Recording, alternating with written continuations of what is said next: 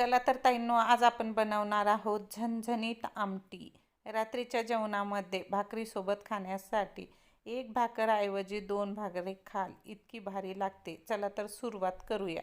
कढई गॅसवर ठेवलेली आहे. त्यामध्ये 1 ते 1.5 पळी तेल घालायचं आहे. 7 ते 8 लसूण पाकळ्या वाटून घातलेल्या आहेत. आज आपण रस्सा भाजी बनवणार आहोत. लसूण थोडासा लाल झाला की त्यामध्ये घरचं काळं तिखट टाकलेलं आहे. 1 ते 1.5 चमचा आपल्या आवडीप्रमाणे टाकायचं आहे. हळद घातलेली आहे आणि मीठ घातलेलं आहे. छान मिक्स करून घ्यायचं आहे आणि परतून घ्यायचं आहे. आणि यामध्ये आपल्याला पाहिजे तितकं पाणी घालायचं आहे. म्हणजे आपल्या घरामध्ये जितकी व्यक्ती आहेत त्यांच्या क्वांटिटीप्रमाणे आपल्याला पाणी घालायचं आहे. चला तर इकडं भज्यासारखं बॅटर बनवून घेतलेलं आहे. अर्धी वाटी कढीपीठ घेतलेलं आहे, म्हणजे बेसन घेतलेलं आहे. त्यामध्ये मीठ टाकलेलं आहे. थोडंसं लाल तिखट, हळद टाकून छान असं मिक्स केलेलं आहे.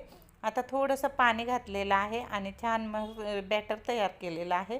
तर बघा इकडं आपल्या आमटीला मस्त उकळी पण आलेली आहे.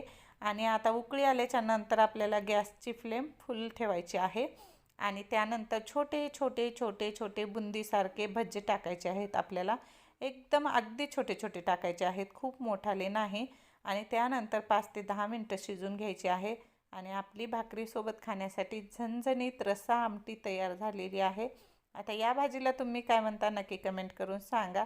मी तर याला भज्याची भाजी म्हणते, किंवा चकुल्या किंवा गोळ्याची भाजी. खायला अप्रतिम लागते. थोडीशी वेगळी आहे. आपल्या घरात काही भाजीला नसलं ना, तर अशा पद्धतीने भाजी करून बघा, खायला भारी लागते. एक भाकर खाण्याऐवजी 2 भाकरी खाल तुम्ही चुरून. पाहू शकता किती छान झालेली आहे रस्सा भाजी. खूप टेस्टी लागते. आणि रात्रीच्या जेवणामध्ये भाकरीसोबत असंच झणझणीत जेवण असलं ना, खूप छान, अगदी पोट भरल्यासारखं वाटतं. बरोबर का नाही? चला तर मग आवडल्यास नक्की चॅनलला सबस्क्राईब करा, लाईक करा, शेअर करा. आणि पुन्हा भेटूया नवीन रेसिपीसोबत. Bye bye.